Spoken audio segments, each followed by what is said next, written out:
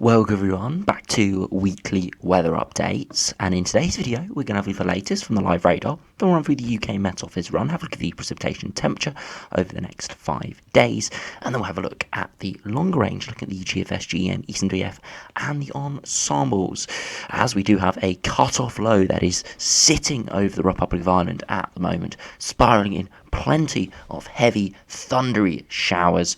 The east of England, though, it is holding off with some more sunshine and warmer conditions, and this sort of east-west split is going to continue over the next few days.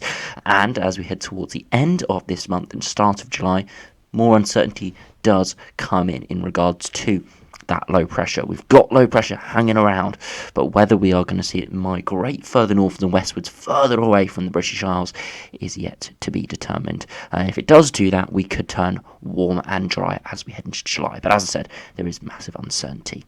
So, do remember, if you enjoy my videos, make sure you like and subscribe, and remember to follow me on Twitter as well, the link's in the description. Also do check out the channel membership, that link's in the description below, as well as there is additional videos being published there for channel members. So, if we do start on the live radar, you can see it's a massive rash of showers across the British Isles today. Really, the only areas escaping is the far east and southeast of England and parts of Scotland as well. But there are showers around.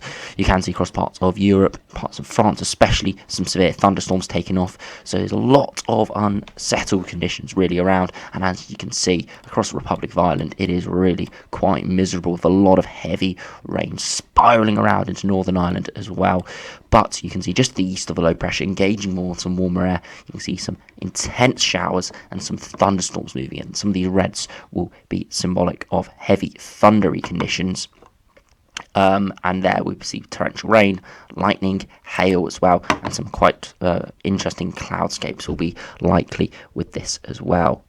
Now you can see also these showers are spreading into parts of Yorkshire, northeast England as well, but as I said, further southwards and eastwards it is slightly drier, and this is just going to be the theme over the next couple of days, really. So some areas will escape the showers completely. You can see there are some areas in the west that are dry and have been dry for many hours, but there's other areas just getting peppered by lines of showers. You can see these lines moving up from southwest England through Cardiff, through the far West Midlands, and these showers are moving northwards. So if you are within this, you're just getting absolutely peppered by these heavy showers. Now, if we do look at the temperatures, we're going to see a pretty obvious west and east split. For the far east of England and southeast, it's warm. These oranges mixing, which is really quite pleasant. Further westwards, some blues, which is cooler conditions. So mid to low teens there. Further eastwards, mid to high teens, before peaking around the low 20s in the far east. So not too bad for some, but for others, it is pretty miserable out there. So, if we do now run through the UKMO Run, have a look at those precipitation and temperature over the next 5 days. Now you can see those showers spreading through today, just continuing over the coming hours, really quite unsettled. Through this evening they do disintegrate a little bit across parts of England, Wales and Scotland. As we lose the sunshine, we lose that sort of trigger for the showers, but that precipitation remains across the Republic of Ireland and Northern Ireland, really miserable there. And tomorrow we see those showers move back in, and by the afternoon, again, spiralling in, with the centre of the low move just to the north of Northern Ireland. This cut-off low will be just slightly moving around, and what it does, it means the heavy, thundery showers are more across Republic of Ireland, Northern Ireland, and most of England and Wales. It's drier, but the far west could still see a few showers, and Scotland maybe seeing some more persistent rain over the higher ground. As we move beyond that into Monday, you can see those showers do spread in for the early hours once again, and by Monday afternoon we actually see that cut-off low sort of disintegrate away, but a new one is forming just to our west. So for Monday afternoon it could be fairly dry across parts of eastern Ireland and parts of western England, with a few showers further northwards and eastwards. But, as I said, another cut-off low is arriving, and you can see heavy rain moving through early hours of Tuesday, and these showers just lingering once again, spiralling around the low pressure. Doesn't look quite as intense of a cut-off low, and intense just generally in terms of low pressure, so it does fill in quickly, and we just still see quite a few heavy thundery showers through Wednesday afternoon, for it does look like it will turn slightly drier for Thursday. So if we do have a look at those max temperatures, you can see this afternoon peaking around the low 20s, maybe mid 20s in a few spots in the far east, but nothing too crazy. Around average, maybe slightly above, but majority is average or below average further westwards. As we head towards Sunday, you see those temperatures picking up once again in the east, 20 to 24 degrees, further westwards, high teens, maybe mid to low teens in a few spots under more intense showers. For Monday, we do see widely 20, 21 degrees in the east and southeast, but for the northwards and westwards, still mid to high teens, maybe low teens. Again, really not great. And as we head towards Tuesday, more widely turning into the low 20s, maybe 22, 24 degrees quite widely across parts of England, and parts of Ireland recovering as well with slightly drier weather. But further northwards, we still have some lingering showers, only in the mid to low teens.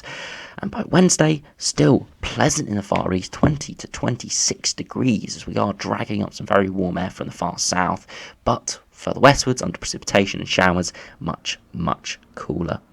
So, if we do now have a look at what is going on for the mid to longer range, if we have a look at the GFS, GM and ECMWF, do quickly refresh it. This is the 12Z from the GFS, so just come out. We'll only be able to look at 288 hours, but anything really beyond 240 is very, very unreliable. So you can see the cutoff low sitting over the top of us at the moment. You see it moves away, and that's why Tuesday and Wednesday time could be slightly dry before another low moves in, but it does fill in, and another one forms off the North Sea. So loads of little low pressure systems bringing heavy showers and thunderstorms. Going to be plenty of that over the coming days. And as this was next weekend, it does look like it will turn drier in the south with high pressure building in, but still low pressure further northwards. And you look at those 850 HPA temperatures, very warm air just to our far south and southeast that could get dragged up from these lows, but further northwards it's cooler, and that could combine to give heavy showers or warm conditions where we escape the showers, but where we see those showers, they could be intense and thundery in nature. So, if we also do now have a look at the GEM run, see how that does compare. Again, low pressure mingling, and then we see another low run in. It doesn't quite fill out as quickly as the GFS does, and it just sits around. We don't pull up any of that warm air to our south and southeast. It is there, but it doesn't really tap in. So we're on the cusp of very warm conditions, but combined with the low pressure would be very thundery conditions. And it is just lingering to our southeast. If we did engage some of this warm air, that 15-degree isotherm, if we did get that in, it would be incredibly unsettled and thundery in the south and the east. So it is something we do need to keep an eye on for the end of this month and start of July. If we have a look at the ECMWF, see how that does compare. Again, low pressure moving around at the moment. Another low runs in before it does fill out. And we do see another little low develop out in the North Sea before we eventually just go into more westerly flow. And with the wind direction coming in from the west, we're not tapping into any of that warm air. That's pushed all the way further south and eastwards. So if we do run it back, we don't really get that hot air anywhere near us. So there is loads of uncertainty here with this. This ECMWF run is drier in the longer term, but a westerly flow, so slightly cooler, and there'll be less thunderstorms around.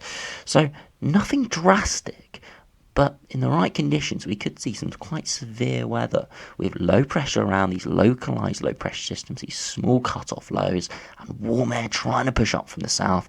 Could be a recipe for quite a lot of rain, a lot of showers, some warmer weather at times, and yes, thunderstorms could be on the menu for quite a few over the coming weeks. Again, it's not going to be very easy to forecast them because they're going to be very hit and miss, similar to today where they form in some places, don't form in others. Other people see inch or two of rain, other areas see nothing at all and see a dry, warm day. It's going to be that sort of scenarios.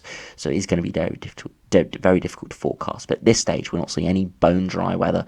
No, bone dry, mid-high 20 sort of conditions that a lot of people, to be honest, are going to be wanting as we head into July. School holidays start arriving. It doesn't look like we're seeing anything like that at this stage. If we do now have a look at the ensembles, if we do first have a look at the GFS, you can see below average conditions at the upper air temperatures at the moment. Pretty dry in the east, as I said. A few showers may be moving in over the coming days, but pretty dry indeed. As warmer air does come in, as that secondary low comes in, tracks up some warm air from the southeast, we do see a big spike in precipitation, and that will be thunderstorms for the first day of July, and that is something we need to keep an eye on.